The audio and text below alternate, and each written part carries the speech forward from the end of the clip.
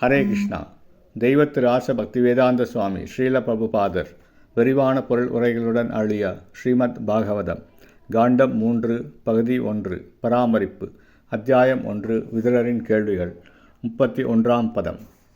க்ஷேமம்ச கச்சித் யுயுதான ஆஸ்தே ய பால்குணா லப்த தனூரஹஸ்ய லேபேஞ்சஷா தோக்ஷஜ சேவையைவ கதீம் ததீயாம் யதிபிர் துராபாம்.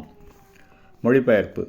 உத்தவா, அர்ஜுனனிடமிருந்து போர் நுணுக்கங்களை கற்றவரும் துறவிகளாலும் அடையப்படுவதற்கு மிக கடினமான உன்னத கதியை அடைந்தவருமான யுயதானன் நலமா? பொருளுரை. அதோக்ஷஜ எனப்படும் பரமபுருஷரின் ஓர் அந்தரங்க சகாவாக மாறுவதே பரகதியாகும். துறவிகளான சந்நியாசிகள் பிரம்மானந்த சுகத்தை அடைவதற்காக குடும்பம், மனைவி, மக்கள், நண்பர்கள், வீடு, செல்வம் முதலான எல்லா பௌதிக தொடர்புகளையும் கைவிடுகின்றனர். ஆனால் அதோக்ஷஜ சுகம் பிரம்மானந்த சுகத்திற்கும் மேற்பட்டதாகும். மனோதத்துவ கற்பனையாளர்கள் பரமசத்தியத்தின் மீதான தத்துவ கற்பனையினால் உன்னதமான ஒரு வகை ஆனந்தத்தை அனுபவிக்கின்றனர். ஆனால் அந்த சுகத்திற்கும் மேற்பட்டதாக இருப்பது பரமபுருஷரின் நித்திய ரூபமான பிரம்மத்தினால் அனுபவிக்கப்படும் சுகமாகும். பௌதிக பந்தத்திலிருந்து விடுபட்ட பிறகு ஜீவராசிகளால் அனுபவிக்கப்படுவது இந்த பிரம்மானந்தமாகும். ஆனால் பரமபுருஷருடைய பரபிரம்மன் ஹலாதினி சக்தி எனப்படும் அவரது சொந்த இன்ப ஆற்றலை நித்தியமாக அனுபவிக்கிறார்.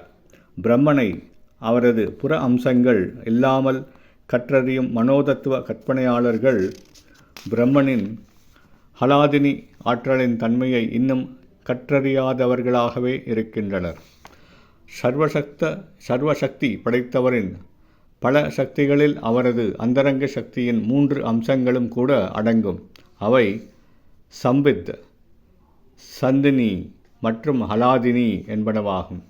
பெரும் ஞானிகளும் யோகிகளும் யமம், நியமம், ஆசனம், தியானம், தாரணம் மற்றும் பிராணாயாமம் என்னும் கொள்கைகளை உறுதியாக பின்பற்றிய போதிலும் அவர்கள் பகவானின் அந்தரங்க சக்தியினுள் பிரவேசிக்க முடியாதவர்களாகவே உள்ளனர். ஆயினும் இந்த அந்தரங்க சக்தியை தங்களது பக்தி தொண்டின் வலிமையினால் பகவத் பக்தர்களால் சுலபமாக உணர்ந்தறிய முடிகிறது.